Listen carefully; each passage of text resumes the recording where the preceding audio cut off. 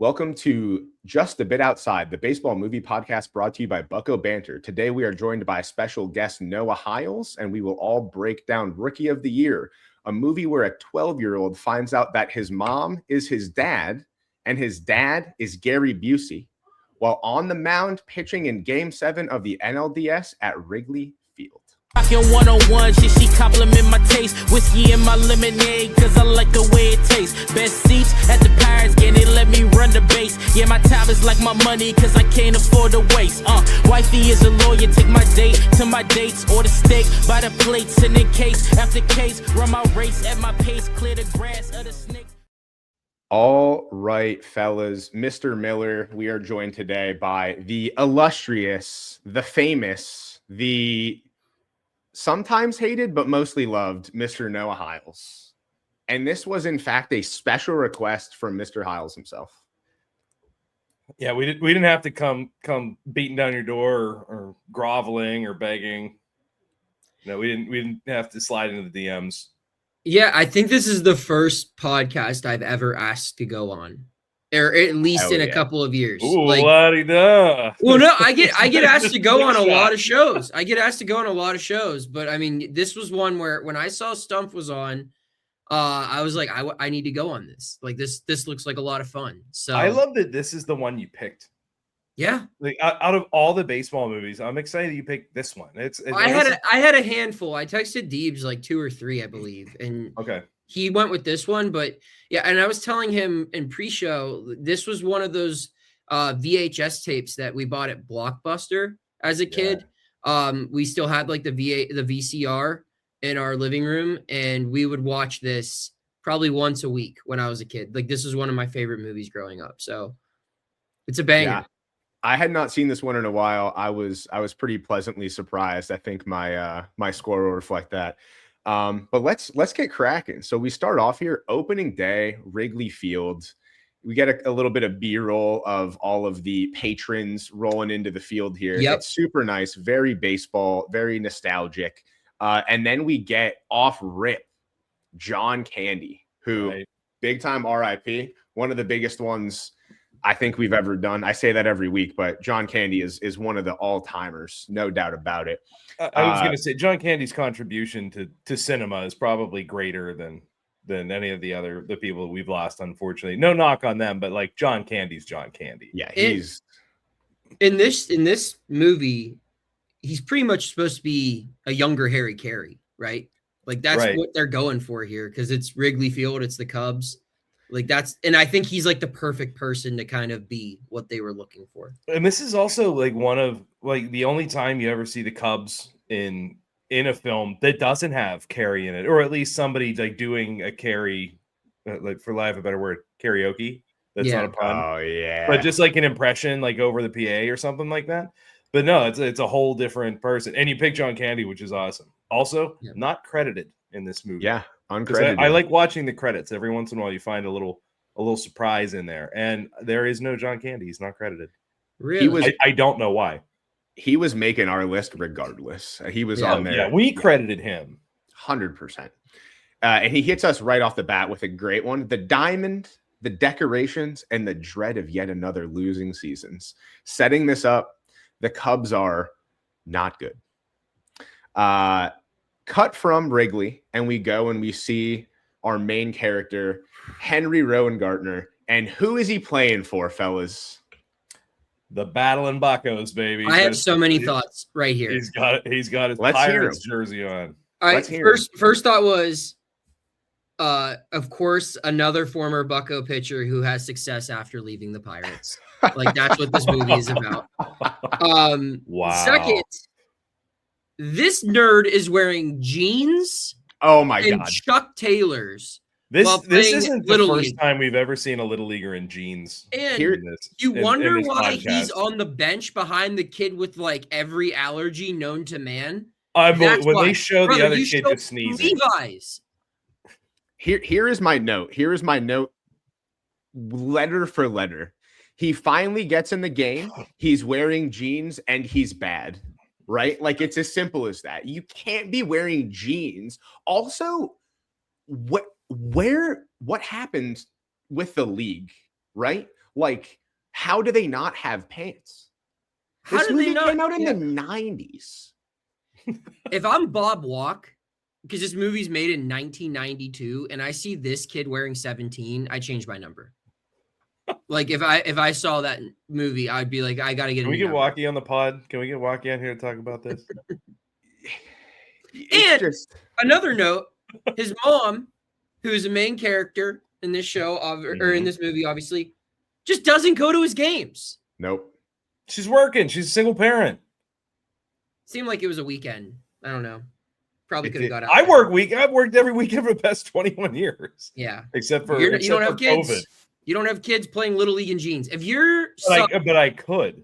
if your son was playing, I'd have to buy jeans for my children to play baseball in. you would find a new career. I would rather. Never mind. I was gonna. Let's say, be real. but yeah. He probably does. He probably does. Okay. So Okay. he gets home. Somebody has to keep these children in jeans. That's all I'm He saying. Just a total debacle. Fly ball comes to him. He flubs it as many ways as he possibly can. His hat's over his eyes. He can't see. Throws the ball into the stands. I mean, it is just like throws it over the outfield wall. laughably. He gets spun around and hucks it the wrong way. I do like the shot of the hat over the camera so you can see he can't see either. And at no point does he try to fix his hat. For someone who seemingly cares about baseball so much, he's lost. I was gonna say he reads sadder than Scotty Smalls because Scotty Smalls has no interest in baseball up until the point when he meets the guys in the sandlot. Yeah, he's coachable. This kid stinks. He stinks. He's a bum. So then he goes back home. His mother's there. We find out that his father was a pitcher, but that's like all that we know about him. So she says, why don't you try pitching? You know, maybe you're not cut out for the outfield.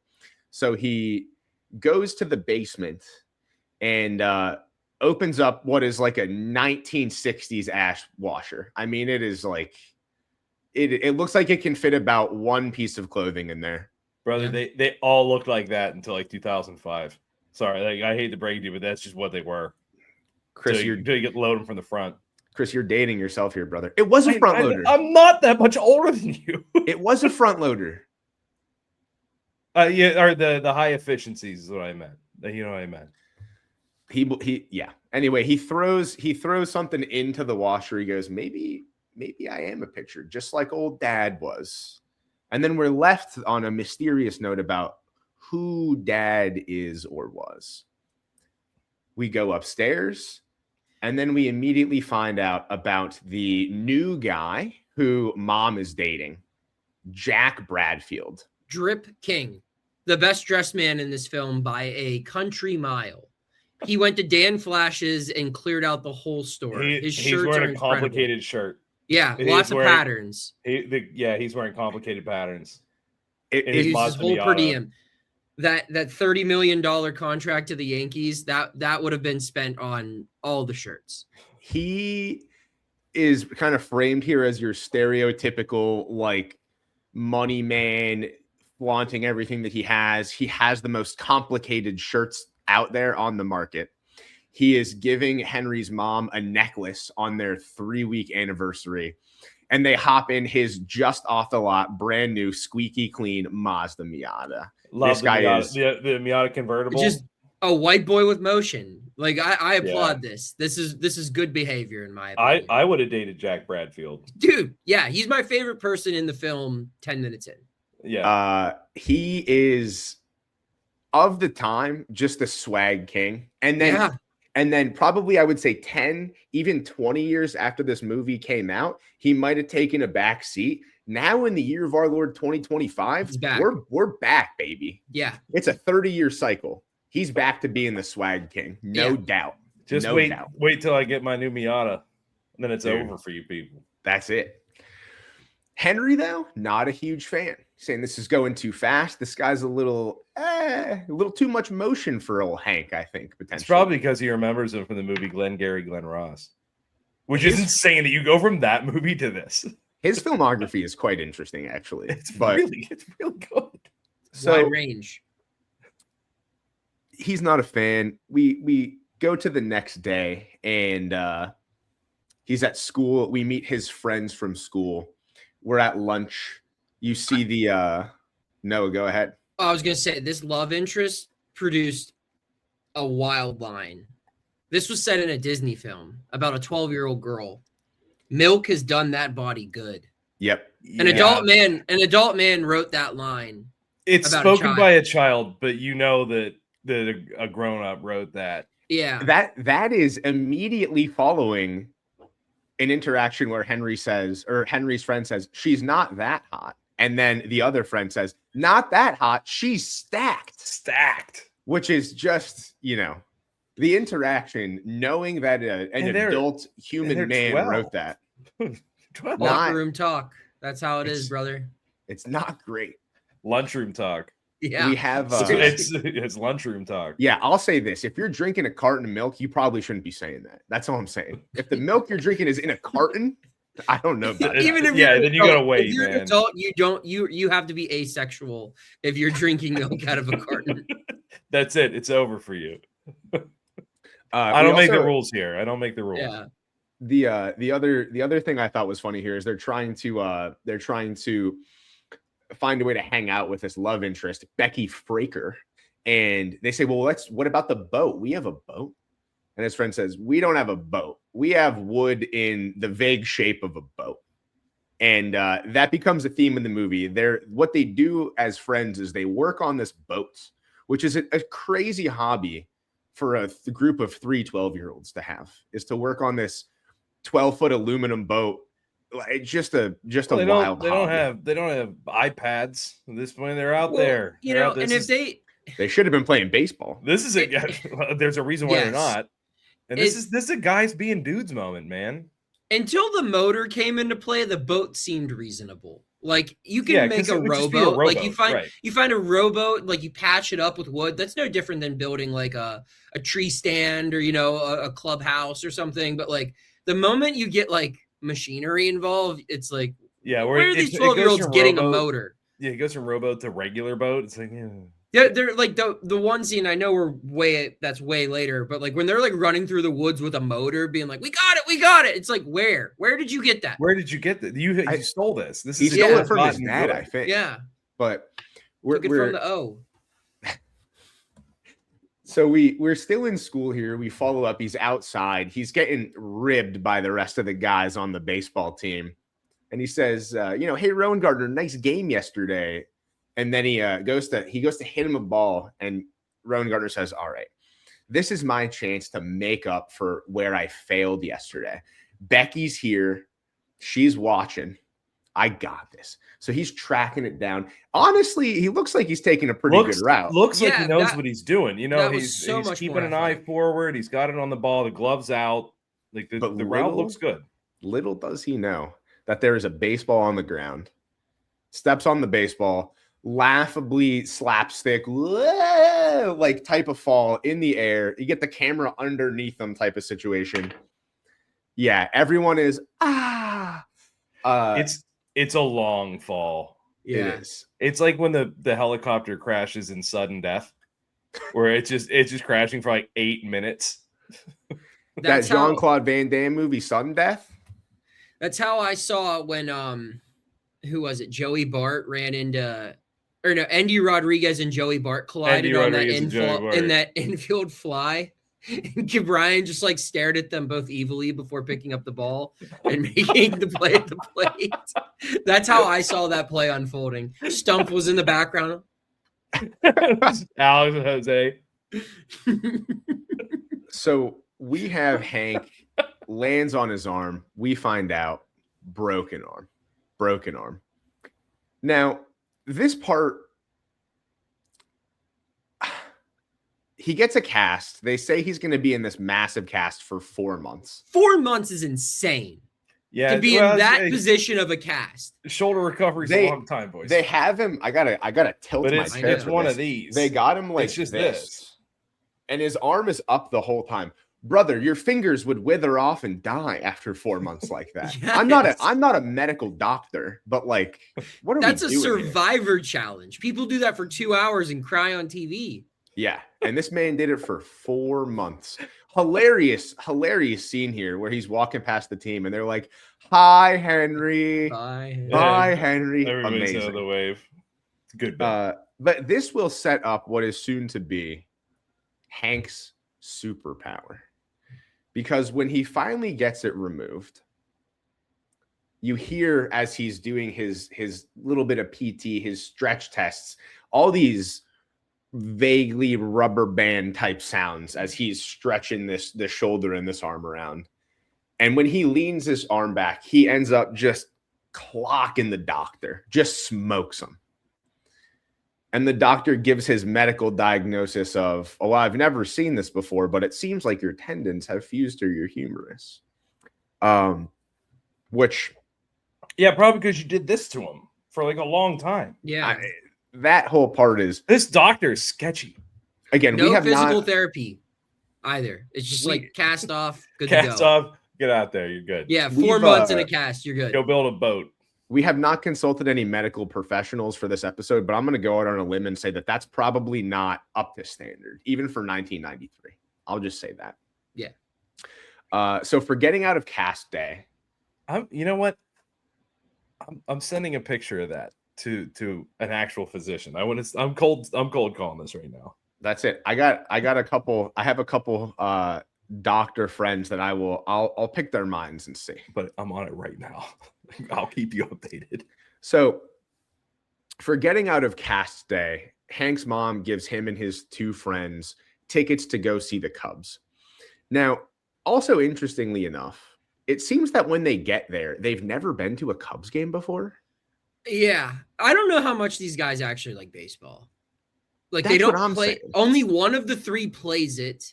They have no real feel for like who's good on the team. Like Chet Stedman is cheeks, and they're like they got the rocket on the mound. And then also before that, I just want to say like I loved how wholesome the transition scene of them like riding the train to the game, like going through Wrigleyville, getting to the game. Like they're like everyone kind of like can relate to maybe not riding on a train by yourself. Yeah, I was going to say public transportation in Pittsburgh. What are you nuts? Yeah, but like just the excitement you get to like go to a game with your buddies when you're that age, like Yeah. that's cool. Like they did that well, and you know, our country used to be in a place where children could do that back in the day. No longer. Not Listen, anymore. I can't They can walk build from my boats downtown and- apartment to PNC without getting stabbed and murdered at least 4 to 5 times. I've seen it. I've seen you get stabbed. In addition And to, then as the guy well that as stabbed murdered. you got robbed. Yep. Which was That's even why you have all crazier. those So he stabbed that tattoos. guy. It's to That's cover up the marks. to cover up all the stab wounds. Well, we see Chet Stedman, as you had previously mentioned, on the mound, played by the incomparable Gary Busey. This might be his most normal role. Like, let's be honest, because Gary Oh Busey's, my god, by a billion. it's Yeah. insane. Because in this, like Gary Busey's like very level-headed and like reserved, and you're like, wait a minute, this is Gary Busey. But there's one part where it's, oh, don't worry, they got Stedman on the mound, and then it shows Gary Busey just looking pretty haggard, and he makes a weird noise, and I don't know if it's supposed to be like if he's like growling to intimidate if he's like trying to intimidate the batter, or if it's just showing that like this guy's kind of old, but it's like they got Stedman on the mound. Dude, could you imagine being happy if you were in his spot though? Like you're old, your arm's falling apart, and your pitching coach. We'll get to him, but like it is not a favorable I can't situation wait to to get to the pitching succeed. coach. And Yes. it's about to get much worse for old Chet Stedman because he gives up just an absolute dong that goes 5 or 6 rows behind the kids. They apparently just learn of the tradition of throwing back the opposing team's home run. Which again, the lack of knowledge of these kids, they that's not a know huge ball. Wrigley tradition. Everybody knows that. Yeah. Everybody knows that. I mean, pretty much everybody does it now.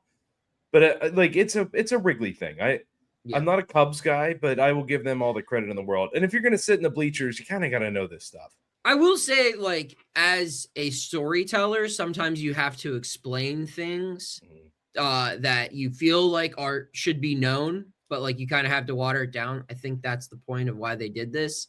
But to us ball knowers, it seems like a flaw in the story. It does. You're babying us. We have a quick cutaway here to the kind of ownership and management basically saying, we are running this puppy into the ground. We have to sell out every single game for the rest of the year, or else we're losing the franchise. The Chicago Cubs. Period. Full stop. We're But losing the thing that gets me, like, that is such a very specific number, and like it's the owner's last season, and then the general manager is his nephew, son, I believe. Yeah. Who's like the scheming vizier here, who's just trying to take he can't wait to get his claws on the money making apparatus that is the team. But it's obviously hemorrhaging money, and like, well, we have to sell it every game, and this is what, August at this point? It's early September. No, it's early. Oh, no, it's not. This is in September.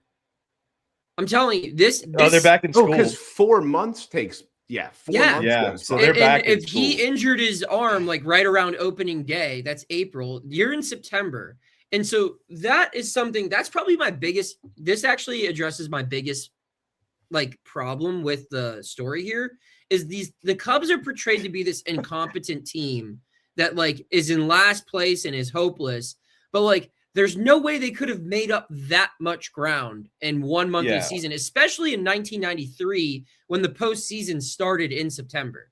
It wasn't just October. Like the season ended, I believe, like mid-September. So you're looking at 3 weeks of baseball left. They had to be within spitting distance of the NL East, which was like 8 teams back then, if I'm not mistaken. So they're playing like 500 ball at Wrigley Field in the 90s, and you're not turning a profit.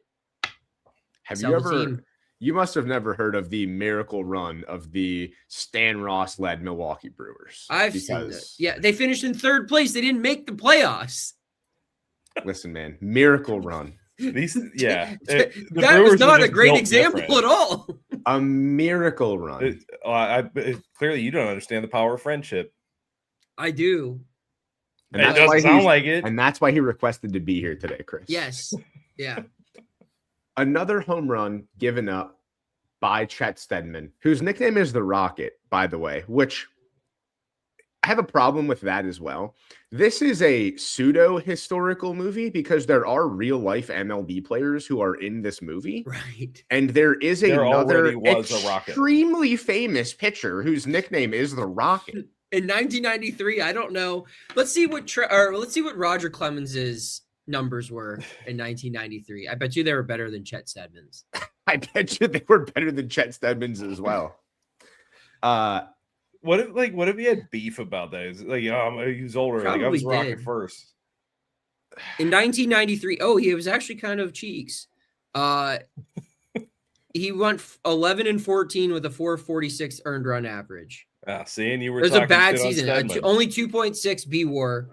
Compared to the year prior where he went 18-11 with a 241 earned run average, which was the best in the American League, and he led the AL in a B-WAR for pitchers with 8.7. So he won the Cy Young, that's right? what happens. That's what 92, yes. That's what happens when Chet Steadman takes the mound. No, 91 was Cy Young. 93 he finished 3rd in Cy Young voting. But yeah, like why would they give this scrub? He's no Chester Steadman, I'll tell you that right now. Yeah, that's what I'm saying. Like, why would they give this scrub his nickname? Like, my arm hurts. So he gives up another. He gives up another dong. This time, back-to-back nukes. The kids get it, and they hand the ball over to old Henry Rowan-Gardner. Yeah, nobody wants to be caught on. Well, this is on cable. Like I don't want to spaz out. How would you guys know? You clearly don't watch baseball. Yeah, they do not. So old Hank winds up. You hear the rubber band stretching, and then he throws an absolute laser beam from the outfield stands to home plate. It's a strike too. It's a strike. Which Another major gripe. The first ball that we see him throw with his newfangled cyber mecha arm is an absolute missile from 460 feet that is a strike. And then when he gets on the mound, he can't find the strike zone. It was nerves, man. It's nerves. I wrote, this is actually how Air Force found Paul Skeens. He was probably like just doing push-ups somewhere in a field and a ball got hit. And they're like, hey, kid, throw it over here. And did they have grenades in the Air Force? Was he doing that? Now, this is another, there's a lot of parallels between this movie and a lot of the other movies that we've already reviewed.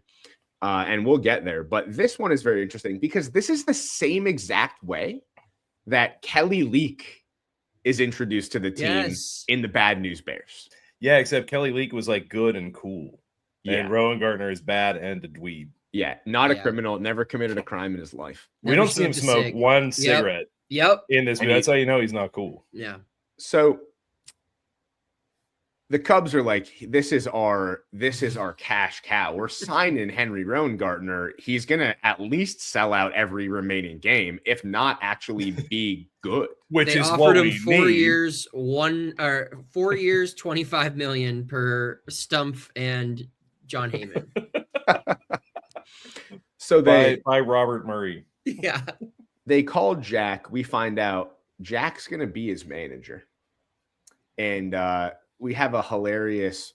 Hold on, we need to take a bit of a little bit of an intermission here. Noah, I am a certified, fortified Snoopy fan. Oh yeah, that's an absolute heater, brother. What are we looking at? We got Just Chillin'. Absolute heater. Oh yeah. For all of our non-visual folks here, we got the Snoopy laying on his house, just chilling. It says underneath with all the Christmas lights. So I just had to call that out because I love Snoopy and Noah's holding it down. Was that a total sidebar just because you saw Snoopy? Oh yeah, 100%. Yeah, that's fantastic. I love Snoopy. Love. Oh, Snoopy. You think you Joe cool, huh? You Dude. Snoopy with the sunglasses. I got the Snoopy tat, brother. I'm down for the cause. I'm one of the scars from living in downtown. That's it. Yeah, it's a Snoopy shaped stab wound / cigar burn. You know who's smoking some cigars? Jack Bradfield. He's smoking some cigars when he becomes Henry Rowan Gardner's agent, but not before we find out that he simply cannot exit the Mazda Miata. He simply can't get out of the car. He's so excited to get out. It's still in gear. He's almost running himself over. We bring Hank to the field for his first practice, and he's throwing 103 miles per hour.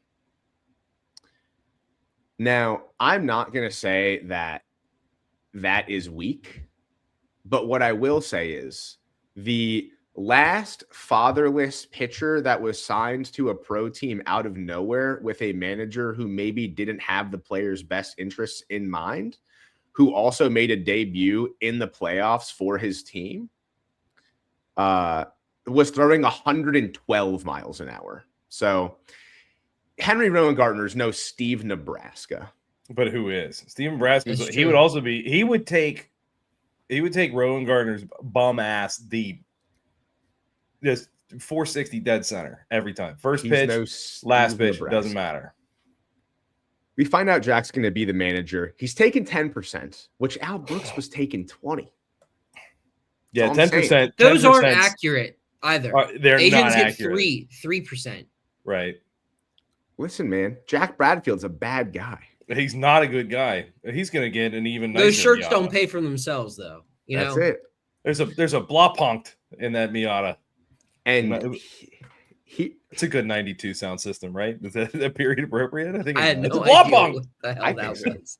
It's the one that would come out, has like a carry handle on it. Okay. Yeah. Very Miami Vice. Now is when we introduce our first bit of conflict into the movie here. It's when Jack announces in the initial press conference that he's going to be Henry's manager. And Henry's mom kind of gives him a look like, what are you talking about? Right? This was clearly a money move decided by Jack with only Jack's knowledge, which is Not ideal.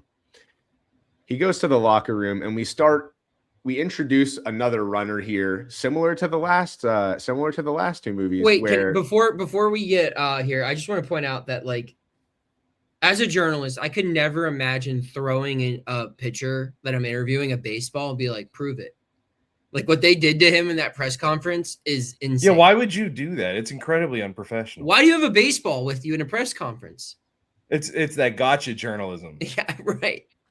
which also, if he did, it would have caused a tremendous amount of damage, possibly a death. Yeah, he had no idea where that ball was going. Point blank, Hondo could be bad. Right to the freaking noggin, dude. Right, Another there's a reason why life these guys lost are in the wearing mean helmets. streets of Chicago. Sad. That's it. This is what they're talking about. It's not the South Side. That's come on, man. That's the White Sox. Wrong. They had to Chicago break. team. You know what? This was pre-black site. Pre That's where National they'd take Guard. Rowengartner if he killed somebody. That's it. They'd black bag him because there's a black site there. You guys Oh. should Google it. Back to back. We might use this as a runner for the whole rest of the pod here. If we're talking about Chicago, then we're talking about the actual CIA black site that exists there. Okay. We So go he goes into to the clubhouse. And we have another runner where they don't say his name the right way. Very similar to the Buttermaker, Boilermaker, et cetera, except this time it's Rowengartner. And I think there's like 6 separate pronunciations. Is that Chris? I know you got them. I have 7. 7.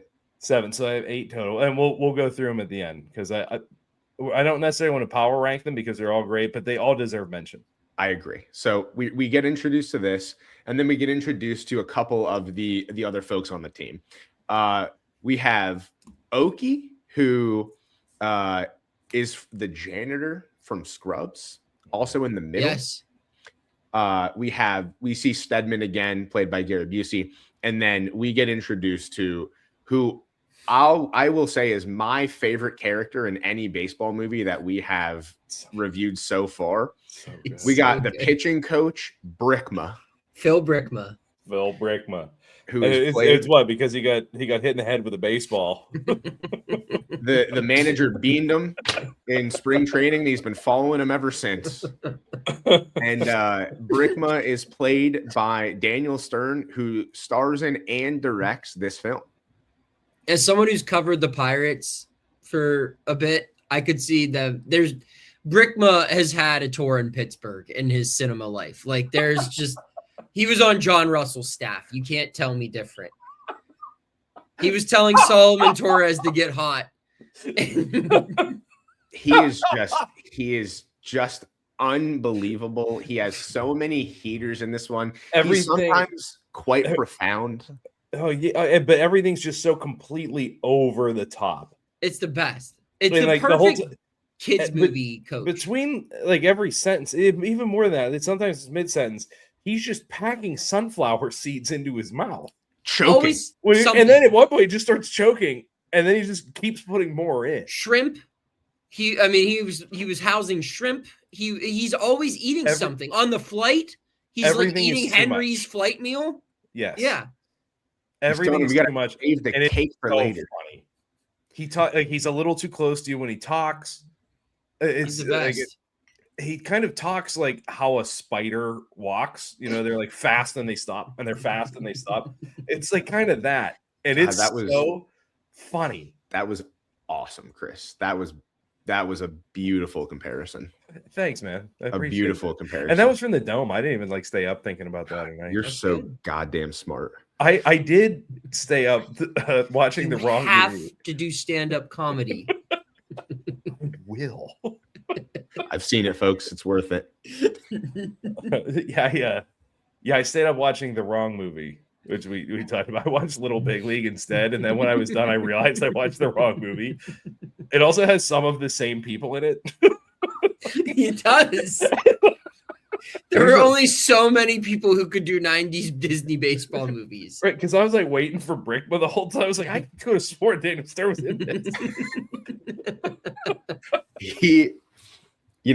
Listen, we'll just do Little Big League next. You're ahead of the game. I'm ready for when we do it. You're ahead of the game. So we have a little bit of controversy starting in the clubhouse now. There's a little bit of friction between Stedman, who is seeing Rowan Gardner as like his replacement, is like the view that you get when he first enters the clubhouse. So we're setting up a little bit of conflict there. Next, we cut to Henry going into the game. First pitch, we have. Wait, hang on. This kid got his major league debut without not only a minor league appearance, without throwing a bullpen. He did not throw a bullpen in a Chicago Cubs uniform. He tried out for the team. For a fact. He tried out for the team. We know there's no A ball. Well, we know. I think we know because one, when this is not the manager's or coach's decision. The front office calls down. Fisher calls down Carson. and says, "Put him in." Yeah. Right. This is not up for debate. And then we find out later when he it's does the opposite throw, of what happens for the Pirates. They say take him out. He's take him playing out. Appearances shy. They make him shortstop. We find out later when he does go throw his first bullpen, or when he's warming up for the first time, they give him the signal and he looks at the catcher, the bullpen catcher, and he says, "What is the signal?" He goes, "That means you're going in." So I think he's just fresh. Like he's never even thrown a single pitch at all. The signal is just Brickma spazzing complete. Kind of looks like he's getting stung by bees. Yeah. There's flies. And everybody's just, oh yeah, we know what that means. Like just par for the course for everybody but Henry. So you just know Brickma's been doing weird stuff. The team psychiatrist has to hate Brickma. Like it just adds so much to their workload. No, dude, the team psychiatrist is writing a bestseller on Brickma after he retires. Brickma, the tell-all on Brickma. The man that changed my life. So Hank Tuesdays goes in. with Brickma. Tuesdays with Brickma. He's not dying. He's just getting locked in small places. We don't nonstop. know that. Like, there's a distinct possibility we just lose him. Tuesdays with Brickma is such a heater. That's so good. Can we clip that? Oh my god, that's so good. Chat, clip that. Clip that. Check. Can we clip that? Hank goes in, and we see the first batter he faces is just a juice to the gills, absolutely muscles popping out of his jersey, rage monster, Hedo, who unleashes an unholy firestorm on the first pitch that Henry Rowan Gardner throws to him and sends it to the moon. And he's the only person in the film that can time Henry's fastball. Correct. No one else. Not even Barry Bonds. Not even Barry Bonds. Hedo says, literally Barry Bonds. Is it Barry Bonds is in this movie? Can't time it. Barry Bonds is absolutely in this movie. And he can't time it. And he just fatter, meaner John Belushi can take him 500 feet to dead center. But Hedo says, I eat fastballs for breakfast. Say hi to your mommy for me. I respect him so much for, like, this kid gets called up and he's like, I'm gonna be such a dick to this child and I am gonna hit an absolute bomb off of him because I am a professional and this is a child, and it's September, so these games count. Got it. I was gonna say, like, when I was a little kid, I mean, I know, like, it's the outing did not go well for him. Obviously, he gets the save. I used to hope this, like, I used to fantasize about, like, this happening to me. Like, it's just like some freak accident can happen and I can be a Major League Baseball player at 12 years old. You're the lone survivor of the Pirates? Yeah. Oh. We just plug in. Let's just keep going. You post the worst possible inning ever, but still get the save because it's what, a nuke, a wild pitch. It is a home run on the first one. He hits hit batter. I was gonna say somebody else is on base. Yeah. Then he throws a pass ball, but they get the runner out at third on the pass ball. Okay. And he does get the save. Afterwards, like Bubba Chandler. Henry Rowan Gardner, Bubba Chandler saving their big league debut. That's it. MLB Pipeline had Henry Rowan Gardner rated as its 1,000th rated prospect. Actually, so like I I took off work. I traded a shift so that I could go to Bubba's first start or Bubba's first game. Yeah, sure wasn't a start. No, it was not a start. So that I could make sure I would see Bubba's first game because it was in the first series that he played. I would 100% call off work to go see Rowan Gardner. Oh, without a doubt. 100%. Imagine getting drunk to watch a 12-year-old pitch against. I can't think of anything I would rather watch more. And I don't want to be a bad guy, but if I watched a 12-year-old start to pitch and I saw some dude who is like 10 times bigger than he should be, looking like some sort of superhuman mutant freak, hit a ball 7,000 feet off a 12-year-old, I'd be so stoked on that. I would be so excited. Could you imagine? I would be on my phone buying that DH Gate jersey because I'm not paying full price. Can you imagine like Scott and Adam getting Henry Rowan Gardner on the mini mic? You know, like before the game. What are your top 12 like They're ice like cream looking down flavors? at him. He's like, yeah, I don't know anything about anything. That would be unbelievable. It would do numbers on TikTok. I would love that. He's scared to talk to Shore because of his tattoos. He's like, this is a bad guy. This is a bad guy. This is not. Bad He's guy. not a good person. Yeah, he would.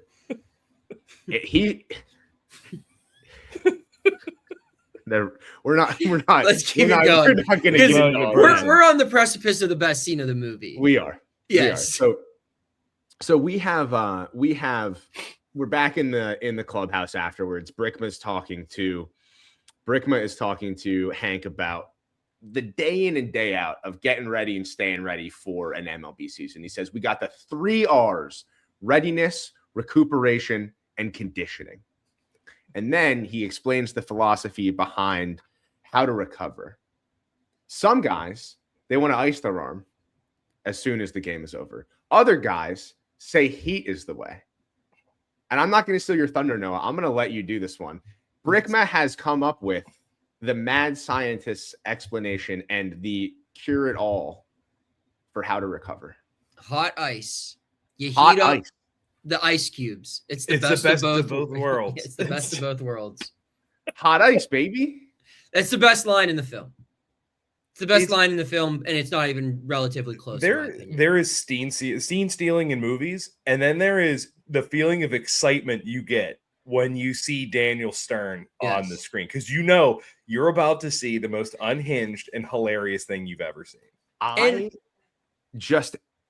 I couldn't agree more. Every single time I saw Brickma on the screen, I knew that what was going to come out of his mouth was going to just make me laugh and make me so happy. And I'll tell you what, like normally, like when a side character like this has like that great moment, they kind of fade away for a little bit. They go right back to this guy. They Heat go check with batting practice, and it is back to back dude. missiles. Let the big dog eat. Let the It's big like- dog eat, dude. We So still good. say that all the time. I don't Yes. know one person that doesn't say that constantly. It's because of this moment. Yeah. Brickman's When you're hitting shit batting practice, that is what you And it's- say. Why is your pitching coach What taking is the- BP hacks? He goes left. He's going to show him how it's done. Right, and then That like was he 3 hits the balls off top the of the top. cage, and it like bounces on. It makes like a bonk sound when it hits him on the head. He hit him with the old freaking Newton right on top of the dome. Newton. Newton. And then he comes back and he says, let the big dog eat. Dude, I was dying when he hit me with the let the Like- big dog eat. Like fairly concussed, and then let the big dog eat. Yeah.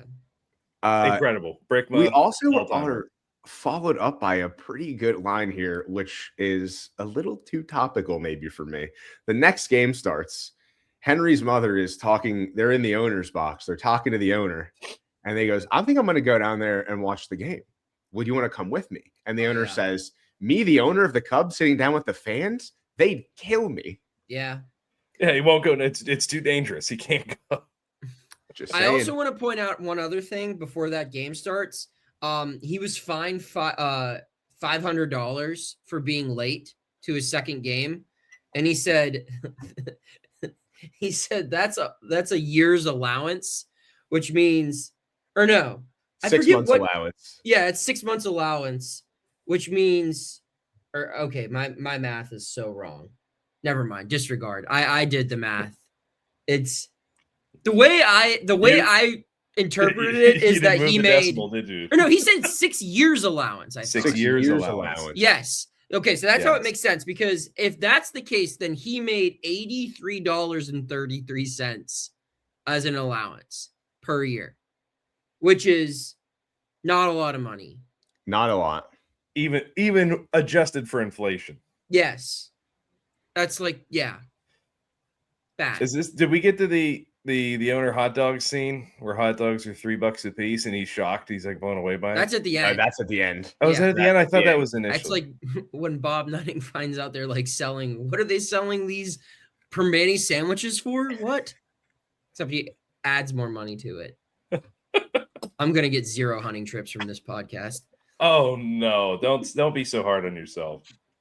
So Hank is out there again for a second appearance. He beans another hitter. I have here that his windup is really terrible. It's so bad. And I know that it doesn't really matter because the whole mechanism is his rubber band arm, but like the windup is terrible. Yeah. He does a child. He sucks at baseball. And he sucks. Okay. His only pitching experience is in a basement into a old washing machine. And now he's pitching against the San Francisco Giants. Listen, his windup sucks. Okay. It sucks. It's not good. But neither does Steve Nebraska. So, maybe it works. That's true. I don't want to hear about Steve Nebraska for the rest of this show. We're talking about Henry Rowan. Steve Nebraska's the GOAT, okay? First of all, you don't know ball if you don't know Nebraska. Steve Nebraska. Did you ever see Rowan Garner make a mask out of a tortilla shell? No. So why don't you just go ahead and stay in your lane? How about that? All right. That's fair. This is your show, not mine. Both fatherless. We may just crack the code here, boys. Having no dad, you might be nice at ball. That might be the cheat code. Hasn't worked out for everybody, I'll say that. All right. We have he does get a double play to end the inning. We come back, very heartwarming scene here. He previously asked Stedman for an autograph. Yeah. Stedman says, "I don't do autographs." He comes back and he has an autograph ball by Stedman. It says Rocket on it. It just says Rocket on it. It kind of looks like the Zodiac Killer wrote it. It does look. He's trying. Yeah, we can tell you don't do autographs, buddy. Yeah, he's trying. Now the no autographs thing makes sense because this is I waited till now to say this. The Rocket is just 1992 Andrew Heaney. Okay. Yeah. All right. Yeah. He's just on his last legs. Not a great second half. Yeah, but like the clubhouse seems to really respect him. They respect him. He took but he wasn't pointing fingers. Like, he knows it's not going well. Like, I feel like the high point of the Rocket was probably higher than Heen Dog. The ceiling was probably higher than Heen Dog, who I don't know. Really like. Mean, our only frame of reference to judge this man's greatness is a kid who knows nothing about the sport. Nothing about baseball. So he could easily be like an Andrew Heaney stan. And then there's just noises coming out of Stedman. The first thing is Chet Stedman. Yeah, and then like you got Heaney who can't tie his shoes. So like they both have their quirks. Heaney's shoes did explode a lot. Yeah, I don't hate the comparison. We now have Hank going on the road with the Cubs on a 10-day road trip, and we have another absolute heater line from Brickma here. Yep, I know where it's coming. Tell me about the pitching legend. They're on the moving sidewalk here, and his mom says, "Don't forget your sunblock," and she underhands him the sunscreen. And Brickma says, "Your mom's got an arm. I ain't seen the floater pinch since Scuffy McGee." Yeah. Fire. Mouth stuffed with sunflower seeds in an airport. It's so many sunflower seeds. If you've never seen this, it is chipmunk-like. But then, this is the duality of man. He turns around and he hits us with this. He hits us with punctuality, Henry. Without it, time stands still. What? Yeah, seriously. Less than like 2 minutes later in the film, he mutters the word "sweet meat pies." So he's like back to where he belongs. It is just, oh my God. Dude, yeah. With punctuality, Henry. Without it, time stands still. They Lovely. the people who wrote this movie really focused a lot on Brickma and probably not as much on like the actual baseball part of it. Stern fine. doesn't get a writing credit. He is the director, but I'll bet he had a hand to play in some of the Brickma scenes, because the Daniel Stern is so good at it. He was always a dude you could count on to be like, hey, I need you to go out and do the most embarrassing thing you've ever seen a person do for an audience of potentially hundreds of millions of people. And he's like, where do you want me to start? What do you want me to electrocute myself with? Yep. Classic. Just the man. Correct. We see Rowan Gardner and Brickma have conjoined hotel rooms, which ends in hilarity when Brickma finds himself stuck in the like 5-inch space between the doors of the room. Impossible. It's You the little cannot gap. do that. You cannot do that to a grown man. There's Not He's the pretty- way it unfolded. he's He would pretty have to thin. try. He would have to Well- try to do well, no, that. we know that the door is malfunctioning because the helpful bellhop, Yeah. whenever they're Nice just guy. the same person, Nice guy. when they're both kind of looking at each other, smiling with their mouths open and nodding a little bit. That dude is Ian Gomez. He has been in a million things as like a bit player. That dude is so funny. It crushes it in this. I don't know if he still is, but he was married to the lady from My Big Fat Greek Wedding, Nia Vardalos. There you go. There's a little sidebar trivia, but yeah, no, that dude is hilarious. I hope they're still married. They were lovely together. It's also why he's in those movies. Amazing. We have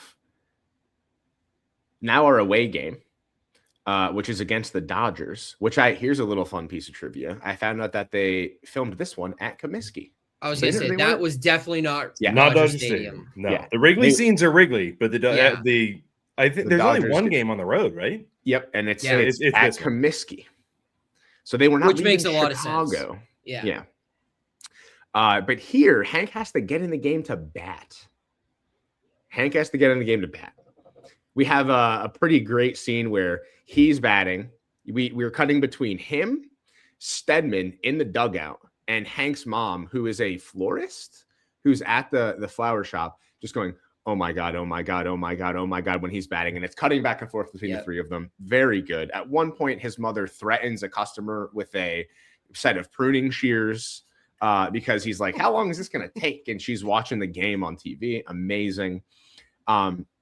He gets walked, gets on first, is just toying with the pitcher and the first baseman. Just doing the old mind destroyer on him. Putting a bat in his hands, it should be a fireable. Why offense. are they batting him? It should be a fireable offense. Yeah. It's just bad bullpen management, first of all. The Cubs management, your ownership cannot be thrilled with that. Like if No. he gets a fastball inside, like they're liable to be. It's they're not selling lights out. It's like party's over. Yeah. Then you got a dead kid on your hands. Right. You thought the Bad News Bears was bad when he just open palm slapped his kid. Wrong.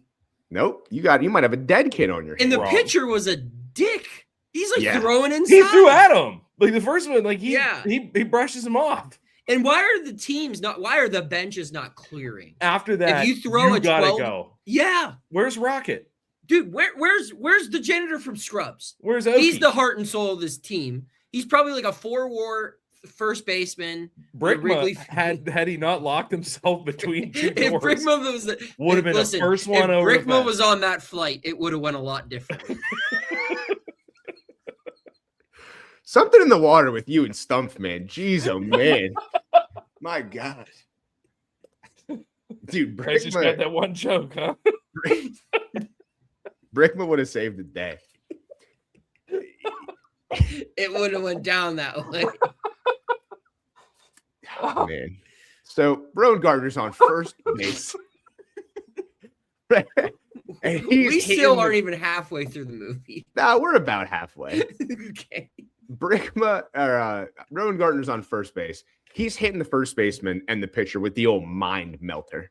Eventually, the pitcher gets so frustrated, overthrows a pickoff attempt to first base.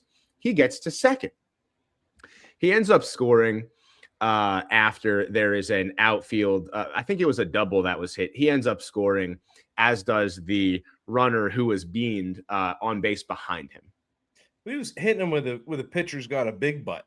Yeah. Like, if you're trying to do your job and somebody's chanting at you that you have a big butt, there's no way that you're gonna be able to focus. It's There's called no Bucko way. Mike, and I live with it every day on Twitter. Right. Like, how are you supposed to write Hey, an Chico. absolute banger Monday column? Yeah.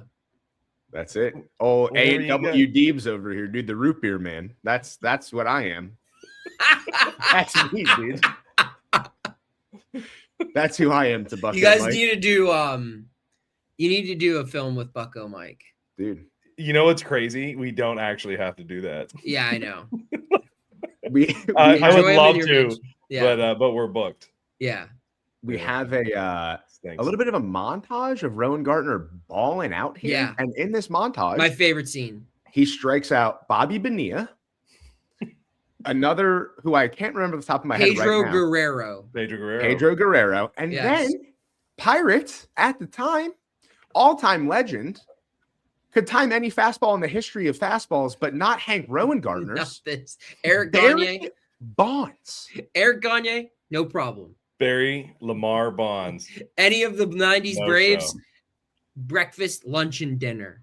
But Henry Rowan Gardner, Barry Bonds had no answer. That's It was- probably why he picked up the needle. It Right was there. like he was. It was like he was Dude. back in the postseason. Yeah. He was like, they can't. Are we allowed to have say that had me. postseason Barry was bad? This is a Barry Bonds friendly podcast, but Yeah. postseason Barry's just terrible. He But he's said- so good that nobody cares.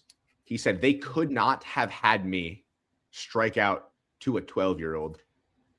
I'm going to get bigger than you've ever seen anybody. I'm about to go up a few hat sizes here, boys. He You've handled never it like a seen G a- too. Like he like gave him the hat tip. Like he was like they like zoomed in on him. What a great that was It's a great great. scene. It's love so that funny. montage. It's like kind of jarring that it's baseball. It's Major League Baseball players. It's Nothing- talented individuals. No other sports Two of the killer movies bees. have better like montages of like the team coming together than baseball movies. No, Like I there's would always agree. that like right in the middle of the film when the team's coming together and there's just music and then a little bit of injection from the announcer and then it just shows like the star players becoming star players. Like that is like when you're like, okay, we're really in the thick of things now. This movie's getting good.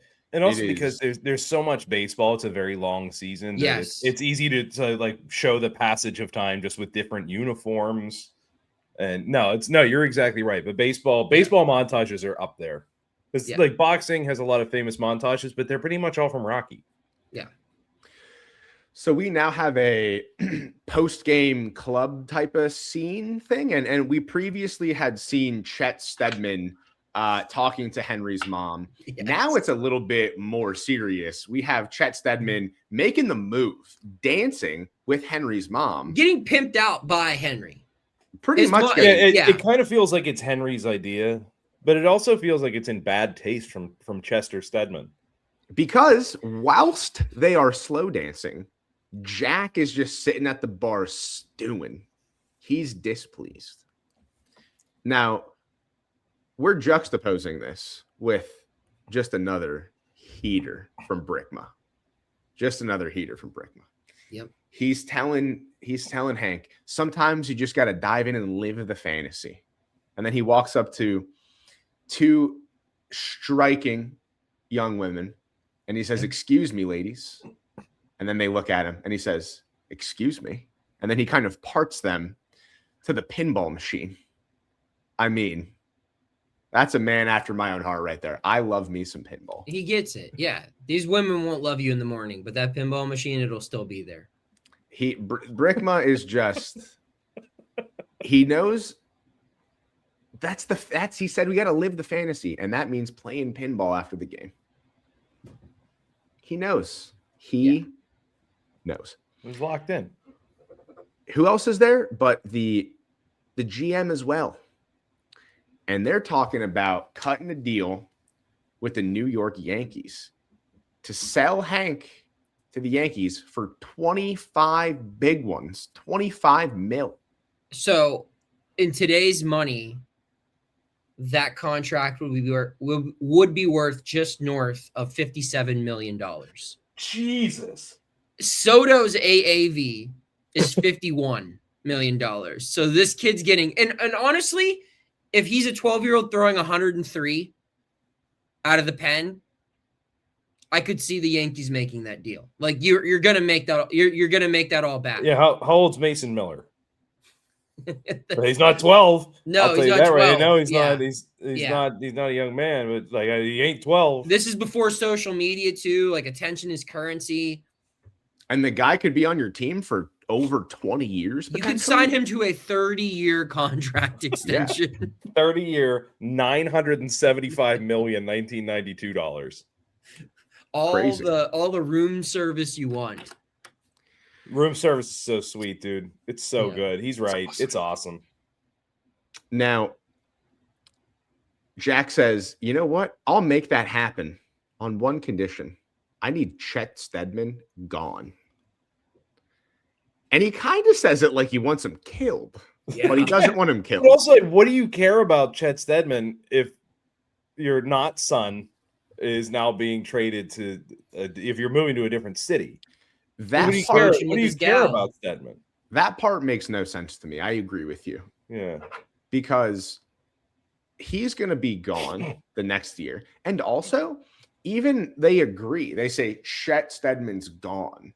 But then what they actually do is they just say you're getting benched for the rest of the season and then cut after. But like you could just cut free up, just cut him, just free up the roster spot. Why does it have to be like an embarrassment? Like a DFA him in September.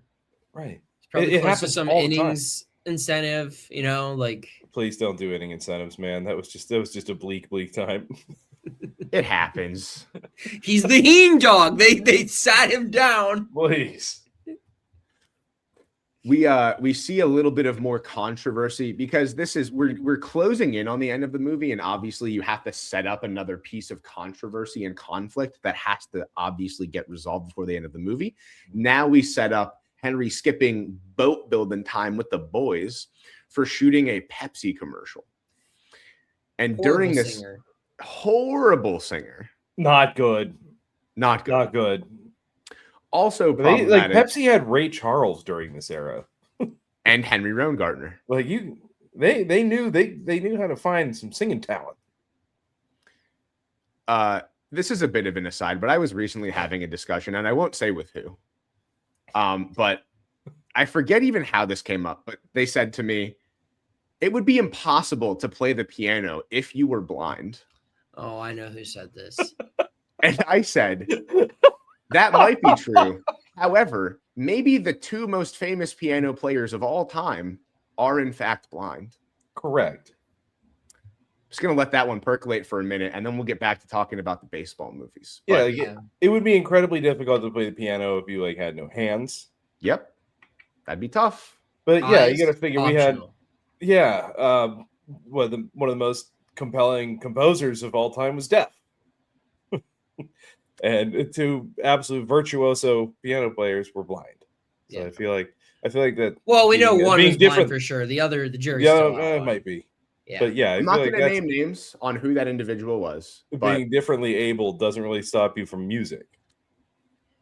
He would probably be a bad pitcher if we want to link it to this movie. Like we get Rowengartner can't really sing, but Ray Charles probably couldn't pitch, so it all comes out in the wash. It would be hard to do being blind, Debo, is running a tent business. I think that'd be pretty difficult. Yes. You wouldn't know who was calling when you were answering the phone. But he'd answer on the first ring, I'll tell you that much right First now. ring, never the Yes. second. God bless him. In the Pepsi scene, we also have Jack sneakily getting Hank's mom to sign the contract to send him to New York. Problematic. That's a bad guy move. In fact, crime. Yeah. Not allowed to do that. Nope. Sure can't. He's a lawyer. He And- would know. In my legal opinion, not a good guy thing to do. Nope. Now, Henry goes to help his friends with the boat. There's a big blow up there because he's late. George is the bad guy in this film. Really? I hate George. Wow. What a take. He's the bad guy. Okay. He's a bad friend. Your friend is pitching for the Chicago Cubs. I'm sorry he couldn't. He's going to buy you a boat if you're just nice to him. Like, he needs you in his corner, and you're going to act like this. You're going to fight him. Grow up. I don't like George. Bad guy. Clubhouse cancer. You know what? I'll buy that. I can buy that. Sell him. Get him out. Make him go away. But it's not about buying the boat, right? It's about Noah's like, I need to see a dead kid. Yeah. If there's gonna be a dead kid, it's Godfather I'll 2. get you a dead Godfather 2. I want the short little one to just rowboat it out there. Yeah, we'll go test the boat. There's a blow up there, and this is immediately followed by another pretty big blow up with Jack, because Henry is not happy about the stuff with his friends. He's not happy about finding out that Chet Steadman is getting benched and then cut after the season. After this happens, Steadman takes him home when Henry was supposed to catch a limo to do another commercial. And there is a big blow up with Jack when Henry gets home. Jack says, I had a limo for you ready. It was going to take you to the shoot. Why are you here? Why did you go with Chet Steadman? I'm sick of hearing about Chet Steadman. And then he says some real gnarly stuff. Yeah, not like jarring stuff. Okay, so maybe George isn't the biggest villain, but he's a close second. He's up there. Behind right. Dan Flashes. What about Hedo? Hedo's just a good baseball player. Hedo eats fastballs for breakfast. That's his job. His job is to hit home runs. Yeah. But he does personally insult him. I would villainize the pitcher who tried to hit him with a fastball. It's okay. You're allowed. Yeah, we not on this show, bub. We're talking about kids' movies. Yeah. If the movie's rated R, you're good. But this is PG, unfortunately. We have Henry say to Jack, you're not my dad. And Jack says, that's right. Chet Steadman's not your dad. And I think I have it written down here word for word. He goes, I'm not your dad. Chet Steadman's not your dad. In fact, your mom probably doesn't even know who your dad is. That's tough. Brutal. That is a wild thing to say, especially about the person that you're dating. Yeah. Meanwhile, she's literally just upstairs. She's in the house. Think about the quotes we have written down. Like, we have sweet meat pies. I ain't seen the floater pitch since Scuffy McGee, and your mom doesn't even know who your dad is. This movie covers all the bases. Jack was doing some heinous work here on this. That was mean. It was a really mean thing. It was a really, really mean thing to say. Yeah. And mom, who hears it, is not thrilled about this. She comes flying down the stairs to the defense of her son and I guess her own herself. Yeah. Yeah. She comes down, just hungry for attention. Hits him with the 2-piece combo. Just absolutely pops his ass. Bam. Feeds him a knuckle sandwich. Yeah. What do you want on your knuckle sandwich? Absolutely just decks him. Kicks him out of the house, says, I never want to talk to you again. Then immediately follows it up with, maybe I should have killed him, which is awesome. Just so good. If we could if we could circle back, I'm just looking at my notes real quick on the note of the Yankees, because in that fight is when he talked about how he's going to sell Henry to the Yankees. I was thinking about it. So this is in 93. He would have been in the minor leagues, or like if you're looking at prospect ratings, because he would have been a rookie going into the 94 season. The Yankees farm system was absolutely loaded in 1994 with Rowan Gardner, Jeter, Rivera, Posada, and Andy Pettitte. There's Hall of Famers in there.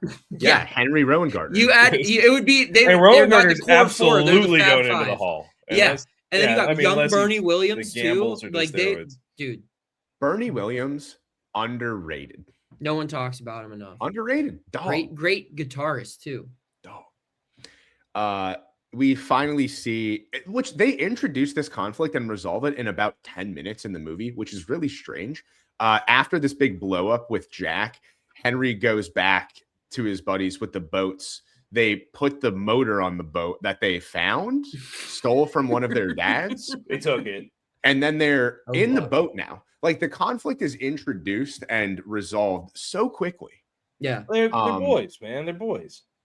So they go out. They finally get Becky Fraker on the boat, which big dub for the fellas. Oh, Big huge dub Hooks and for the hoes, fellas. baby.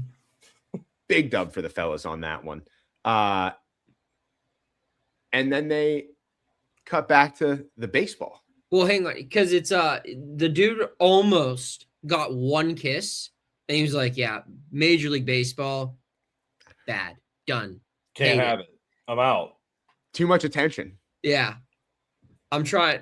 I got too much motion going on with this boat That's and it. Becky. I I got. don't have time to go pitch for the Cubs anymore. He's starting a family. Yeah, His life was just going too well. He's like, I gotta absolutely nosedive this puppy right now. That's it, dude. He just got a boat and a girlfriend. He's like, I hate this. Everything about crazy. this sucks.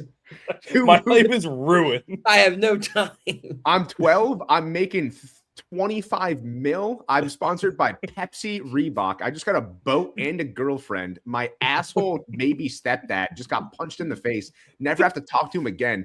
Gary Busey, aka Chet Stedman, is my new dad. I get to hang out with Brickma all the time. And with Brickma all the time. I'm the man. Sucks. I hate the this. most in-demand athlete on the face of the planet. How outta many here. years of Shut working it with down. Brickma do you think they would have got before they started huffing paint together on off days? Bro, I would be doing it the second day. Brickma is a big day Whippets one, guy. brother. No I'm doubt. in. I'm Dude. in. Brickma, I might would huff do paint anything right now. for Brickma. I would do anything for. I would open Pandora's box for Brickma, dude. Cut back to the ownership box, and Henry's saying, like you said, Chris, Major League Baseball, not for me. Noah as well. Major League Baseball, not for me. And he says, I just have one question. Why did you want to sell me to the Yankees? And the owner says, sell you to the Yankees? What are you talking about? And then he finds out that his son, nephew, whoever, nefarious advisor, who's been Bad guy. scheming and plotting. Vizier. The one thing that you don't want your vizier doing, scheming and or plotting, and he's been doing both of those things. He finds that out, but all will soon be well here in the story, or so we think. We cut to the game. We see Fisher, who's been scheming. He's selling hot dogs. Yeah, he got the old bootski. He's selling $3 wieners, as they say in the movie. The ballpark dogs. I have a note about that. It just made me fantasize about certain Pirates employees being relegated to selling hot dogs at games. And we I'm can sure that would continue be- in the And honestly, conversation. Does it even matter for you, or could it just be like We'll just just- keep it moving. We can keep it moving. So they say I was Stedman. gonna say you just being just petty enough to where like literally anybody. You're like, yeah, hot dog guy. Like it doesn't Yeah. matter who it is. Hey, honest living, you know? Stedman starting this one because he's a veteran. The game that we are in now is game 7. This manager sucks, by the way. To not let a guy who's has not thrown in 2 weeks to go out in a game, winner take all. I would assume this is like a game 163 because it's to win the East. Because back then you only had 2 teams that would make the playoffs on each side of the league.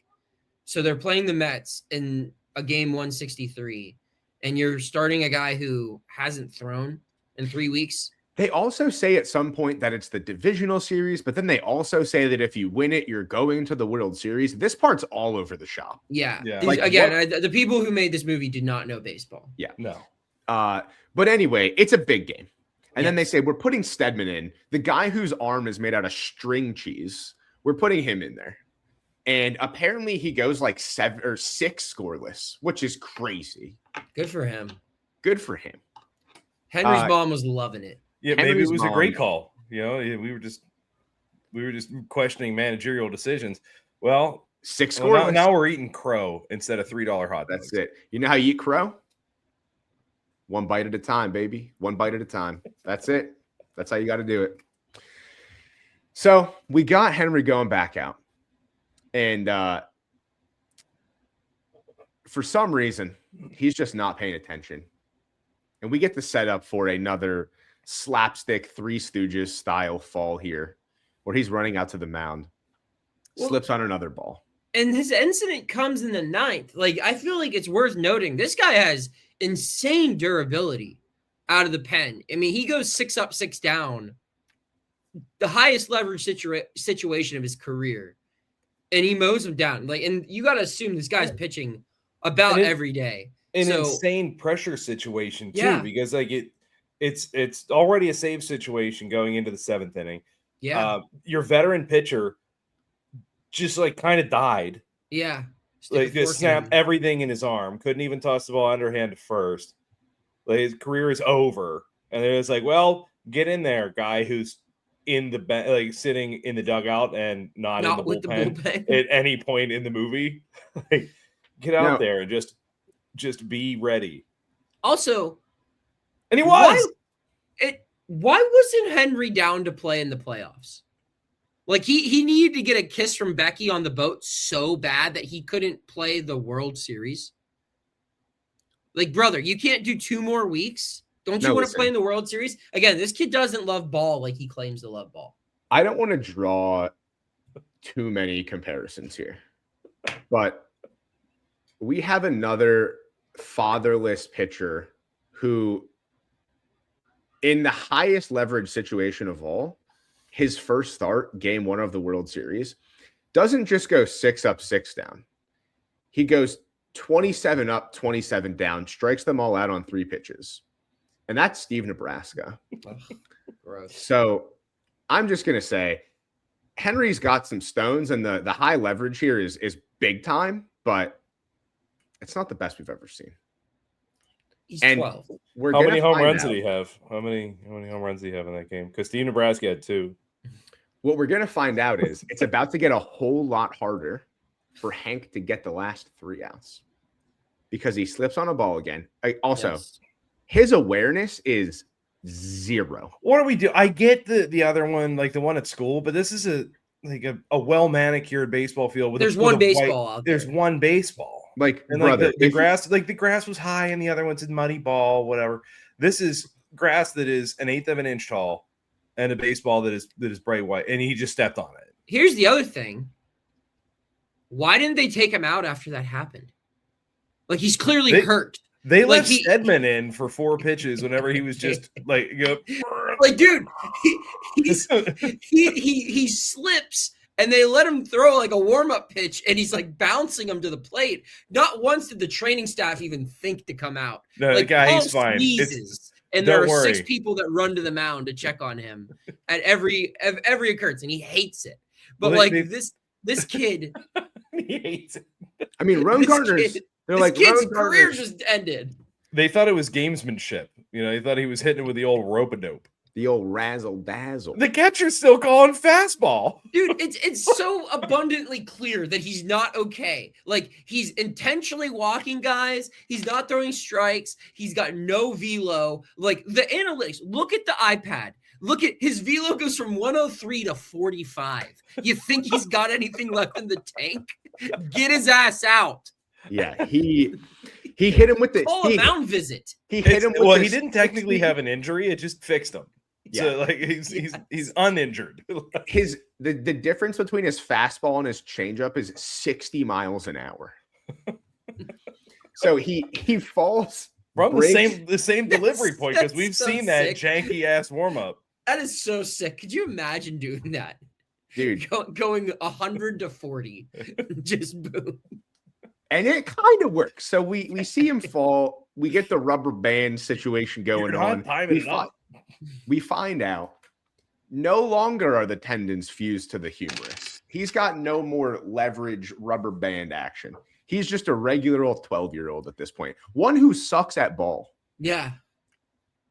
Yeah, now, you picked the worst time to go back to just sucking at ball. Yeah. He calls everyone in, and he hatches a plan. He hatches a plan that Chris hates. I was unfamiliar that Mike Robello coached first base for the Mets in 1993. He hatches a plan that Chris has already said, if you do this in your movie, you will lose a point on your score. The movie's not good if this happens in a movie about baseball. And it means that anybody involved in the writing of this has no idea, like how the sport of modern baseball is played. They don't respect the game. And worst of all, they don't respect themselves. Yeah. And that is with a perfectly executed hidden ball trick. Yeah. It's just not good. Despicable. Despicable. So Henry walks the first batter. They do the hidden ball trick. As soon as I saw it, I said, Chris is going to hate this. I flipped out, dude. I forgot that this happened. I flipped out. Just throwing stuff in your We're giving it house. the strict I had to buy a new television. Javo stamp of disapproval, the hidden ball trick. Despicable. And It's worse than the one in Mr. 3000. Like significantly worse. Significantly worse. Bernie Mac almost made it look cool. Yeah. You out, sucker. and imagine getting tagged out at first, getting thrown on the base paths by the janitor from Scrubs. Rabs is waving you home too. Like it's brutal. It's like, I'm out, Rabs. I'm gonna say this: the next out is way worse. That guy it is DFA'd. It's you leave him in Chicago. Inexcusable out on the base path. You So leave the him in next Chicago. out, the guy is on first.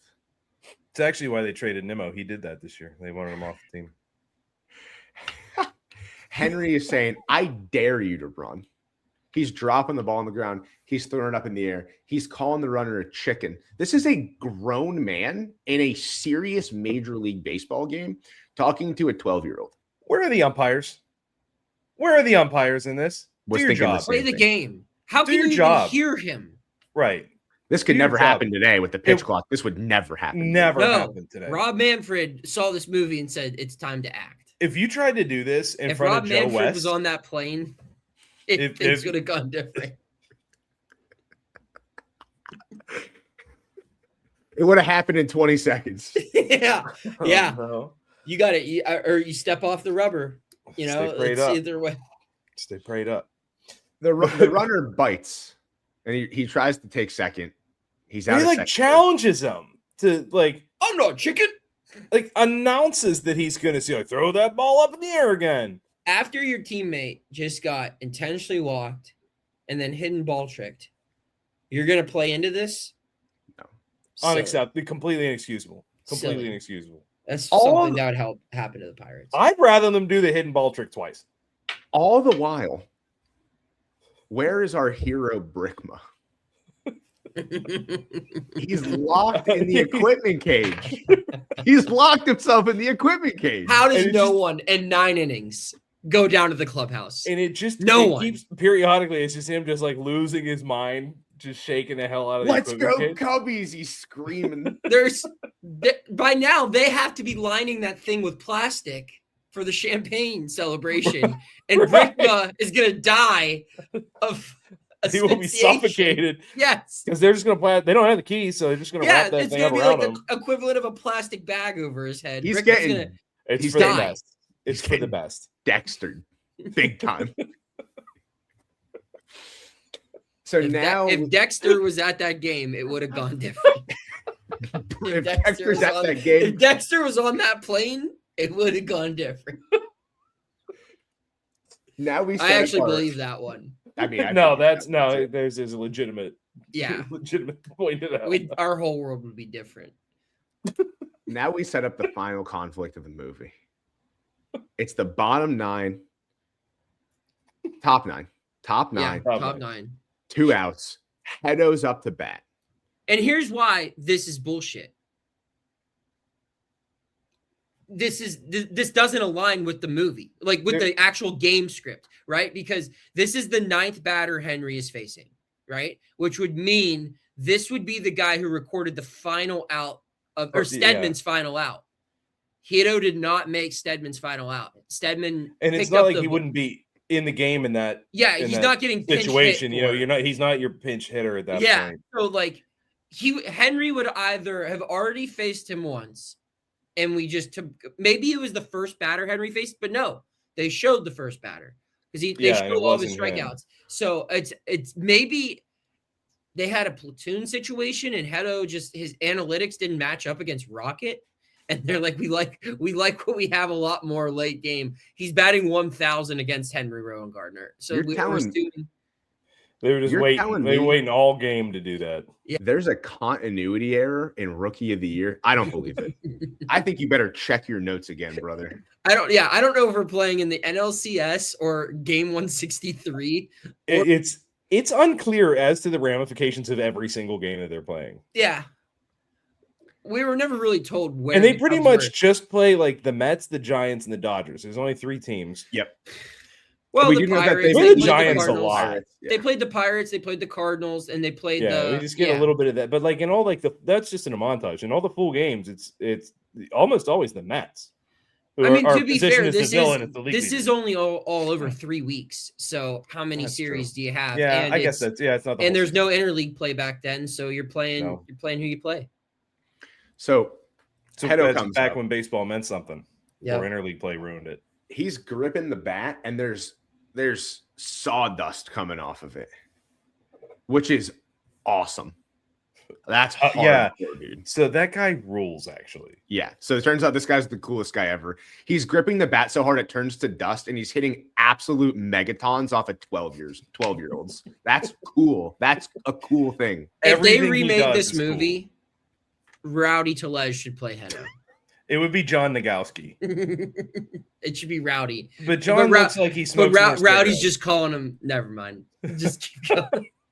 All right, we're going to go. He throws the first 2 pitches to Hedo, and Hedo can't time up the changeup, right? Yeah. Can't time up the changeup. And then he's going to go out there for the 3rd pitch to Hedo. He looks at his glove. There's a piece of tape peeling off of it. He peels it off, and the glove says Mary. And then he finds out the whole time that his mom was the pitcher. He looks up into the stands, and he goes, "It was you?" And she goes, "It was me." And then we knew at that time that we had to hit him with the old Scuffy McGee. Just tells him to float it. Tells him they're having a conversation. You know what? Mid-game. She's probably 90 feet away, bare minimum. Mid-game. At least. Potentially the NLCS. We don't really know. But they're just having a quiet, meaningful conversation. And like they're hearing each other. It's not one of those like where like people are shouting and you can make all the words. No, they're just talking quietly at this point in the movie. Impeccable lip reading. Scuffy McGee had to see this pitch and do the Leo meme. Like the point, they're like, what? 100%. With a cig and a beer. Like, Scuffy McGee might be played by Leonardo DiCaprio in this film. And they just Scuffy McGee, they took his bit. I'm off about it.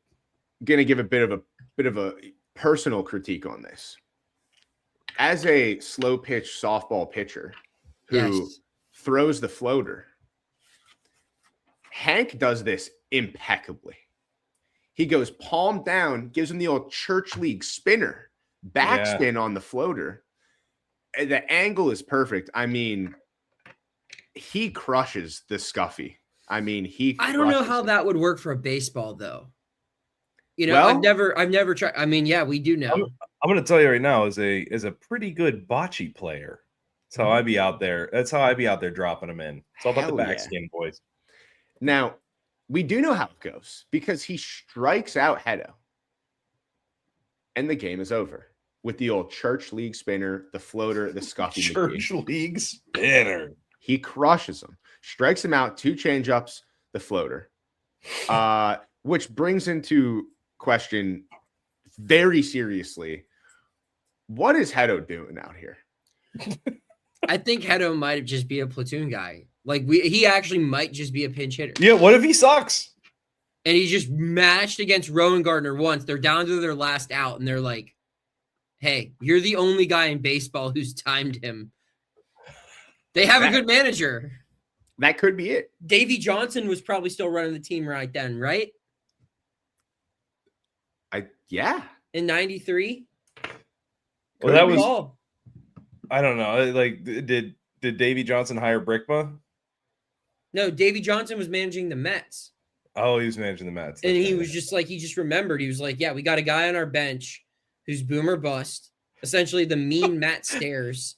and they're like, we got a real Adam Dunn style scenario. There's literally only one guy in Major League Baseball who's hit a home run off this kid, and we've got him on our bench. We're pinch hitting him.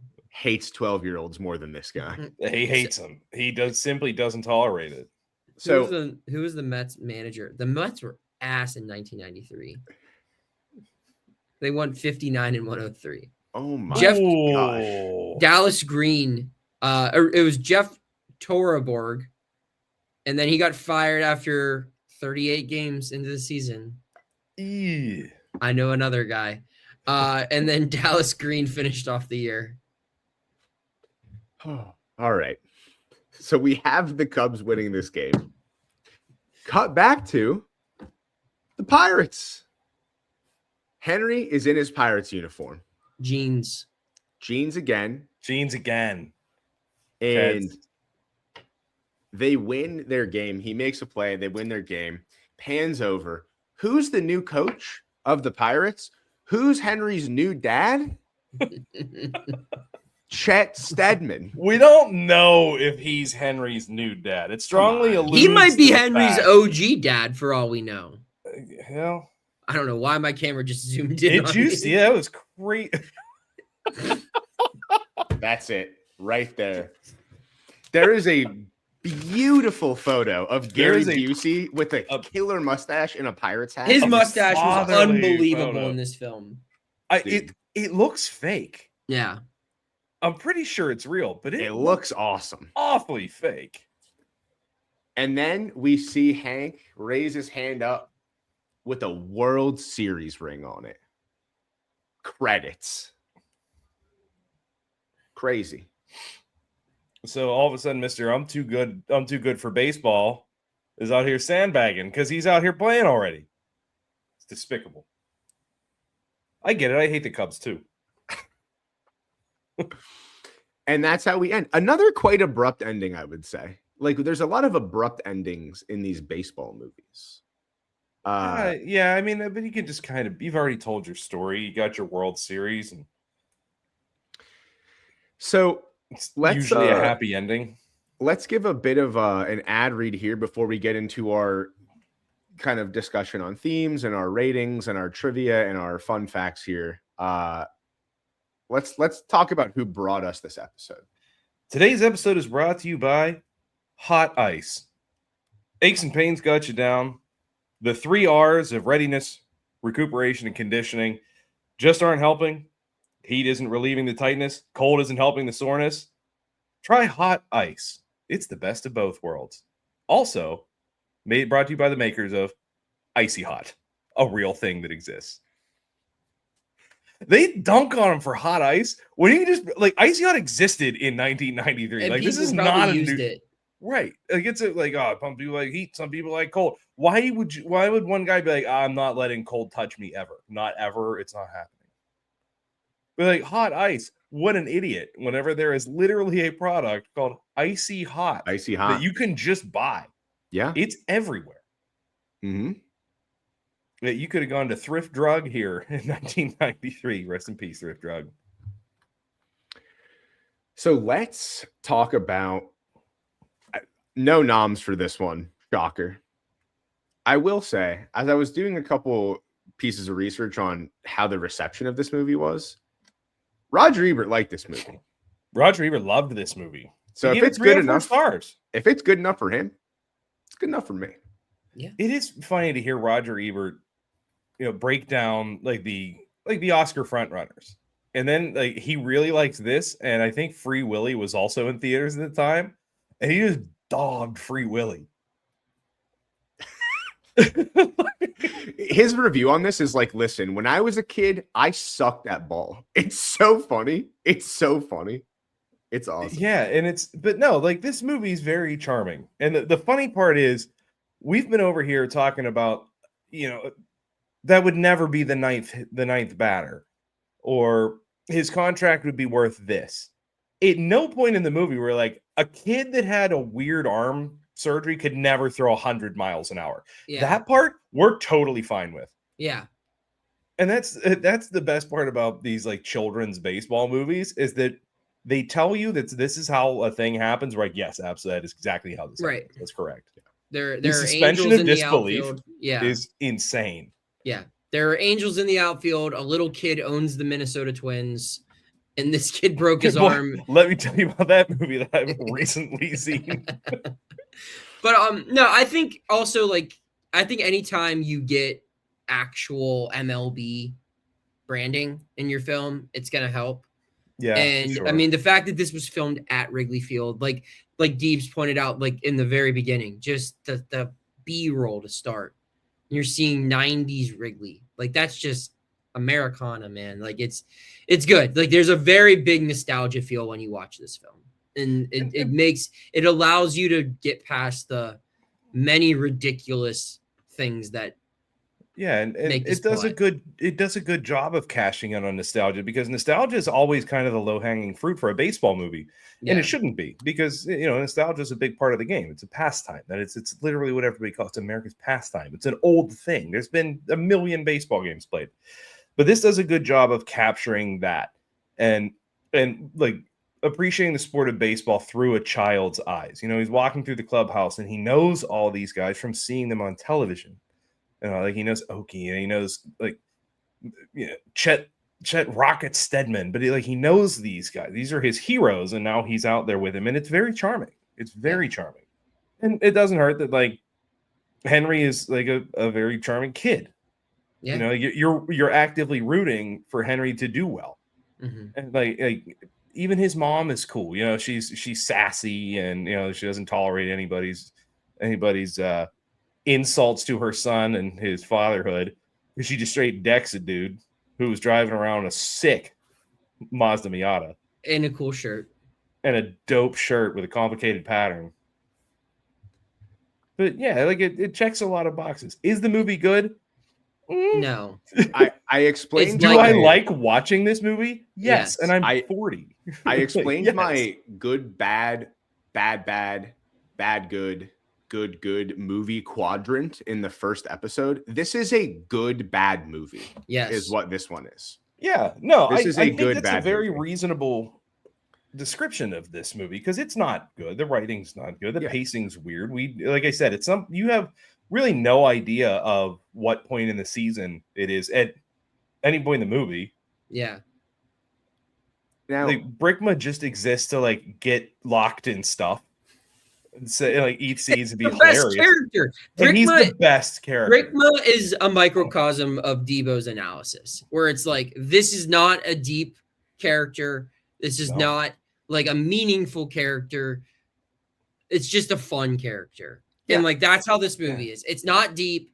It's not meaningful. It's a fun, lighthearted, feel-good movie that you feel better after you watch it. You're like, you know what? My day's a little better having watched this. It's 100%. Satisfying.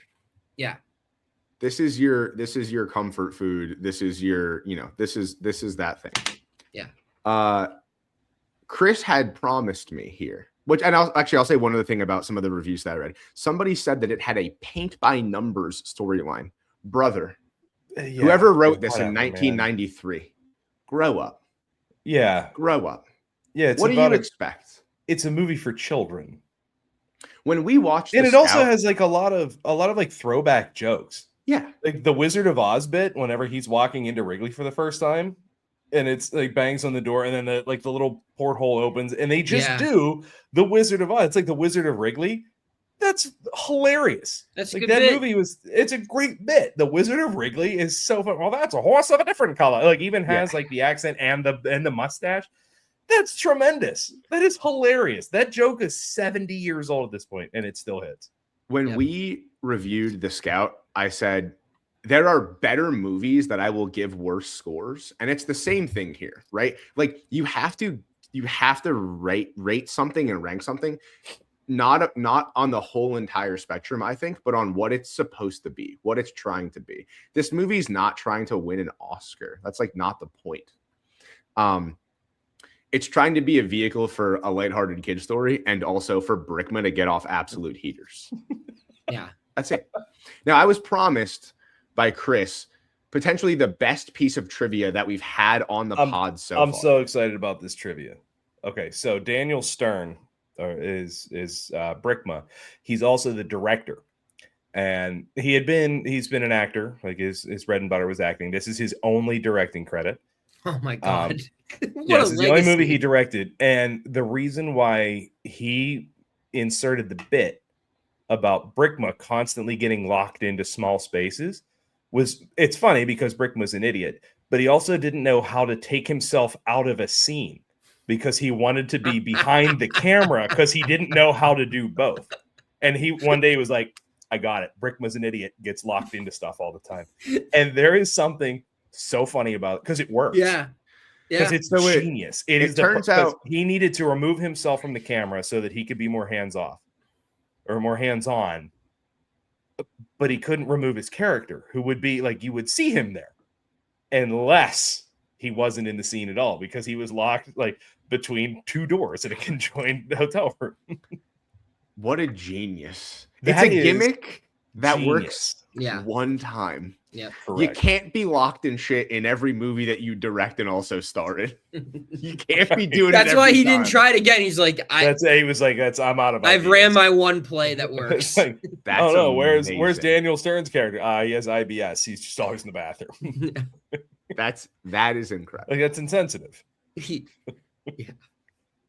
All right, let me see. I think I said most of the quotes that we got here, but I got John Candy has some heaters, right? He starts off the bat, the diamond, the decorations, the dread of yet another losing season.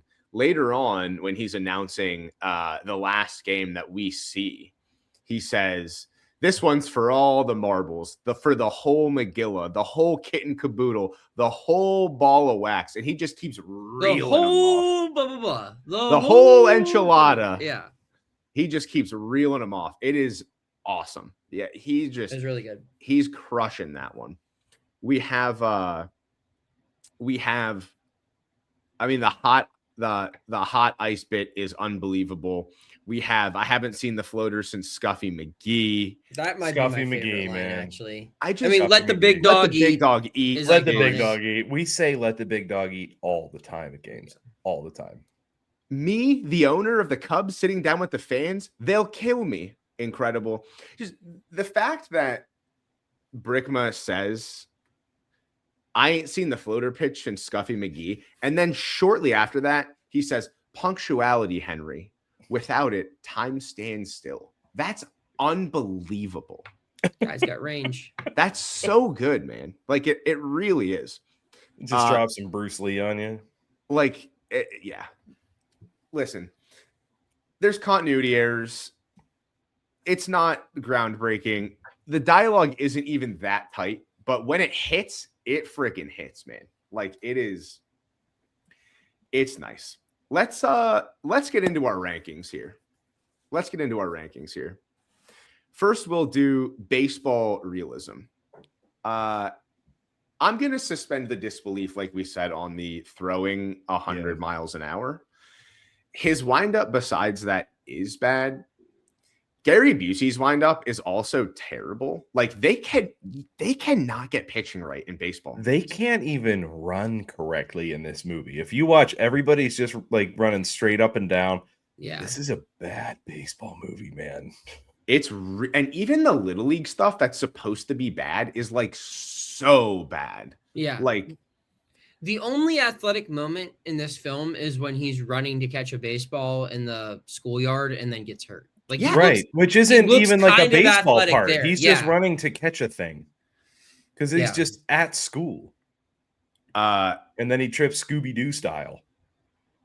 which is unfortunately why I have to give this one 42 out of 100 bags of Lucky Seeds. Mm. Yeah. I'm not pleased to say that this is the worst baseball movie Yeah. in terms of baseball realism that we've seen so far. I'm going to give it a 1 out of 10 on the Henry Dad scale. Yeah. That's Jack range. No, Jack's at least had 2 or 3. Jack got him a $57 million contract. Right. That's a pretty good dad. But he was also taking 10% off the top. But I mean, he's at least like Joe Jackson status of a dad. He also he got his talented son paid. I am going to give this movie, like I said, they even run poorly. I'm going to give it 2.8 out of 10 Mazda Miatas. Okay. Yeah. All right. We don't discuss what our arbitrary ratings are going to be. And I had Mazda Miatas locked. So we're going to have to switch it up here now. Oh, man. I had another one too. I always write down like 3 or 4, but I just really like Mazda Miatas. Okay. Then we'll do a snake draft. I'll start with this one to buy you some time. Perfect. Movie score. We had discussed this. Is this movie good? No, it is not. It is teetering on the rain slick precipice of just a bad movie. But this movie's a lot of fun. It's not like work to watch this movie. It's not drudgery to watch this movie. Again, it's what I said about like the 1976 Bad News Bears. It had a lot of heart. It captured, it set out what it meant to do, and I respect that. Sloppy in a lot of things, but again, this is a movie for children, so we're not. This ain't Gone with the Wind. I'm going to give this movie, and again, I want to say that I like watching this movie, but the score is not going to be great. I'm going to give this movie a 5.7 out of 10 stinky Limburgers. Yeah. Love that. I agree with most of what Chris said. I think that, I think the branding really does a lot. And I do think the comedic timing in this film is what separates it from a lot of other films of this era. Like, I do feel like a lot of the jokes landed here, and not just from Brickma. So for that reason, I'm going to give it an 8.5 out of 15 on the Brickma mistress scale. Wow. Brickma's Road Biddies. 8.5 out of 15. One of the most creative ones we've got. I'll tell you what, the 2 most creative ratings we got are from you and Stumpf. Yeah. I'm not sure. Which is awesome. I'm not shocked that Stumpf and I are along the same wavelength of thinking. Just thanks for ball bagging us pretty bad on that one, man. That was cool. No, I'm just like, this is how we think. I begged to come on here. I did. I love to come on here.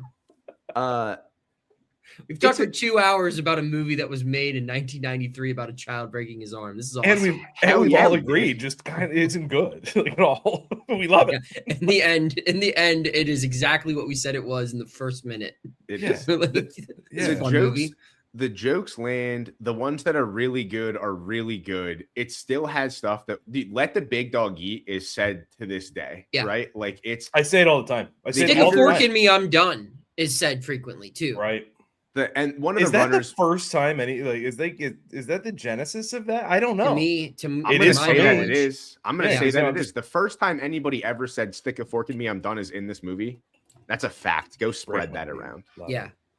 And I'll say this: one of the runners we didn't talk about is when a pitcher is getting ready to throw a fastball, they're saying, "Hit him with the stinky cheddar, the Limburger," and they keep doing it like a bunch of times. That is like said universally as well. Yeah. So the I said it on this podcast on multiple occasions without even thinking like it's from this movie. We just say it.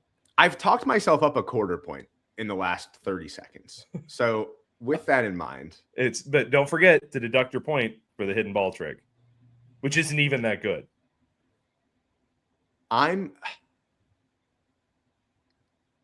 gonna go 6.75 out of 10 doctor assaults. We didn't even say funky butt loving yet. Oh, did we he say that? Funky butt loving? Yeah, you're right. Oh man, that is true. I had so many other notes here that we have done you, the listener, a disservice by not saying funky butt loving. I'm going to put it in the show notes. Funky butt loving? with that being said, we have to do what we have to do, which is promote Jabbo. And this week, my dear listeners, what you need to do is go find yourself a seedy wannabe stepdad and have him sign you to Pepsi Cola.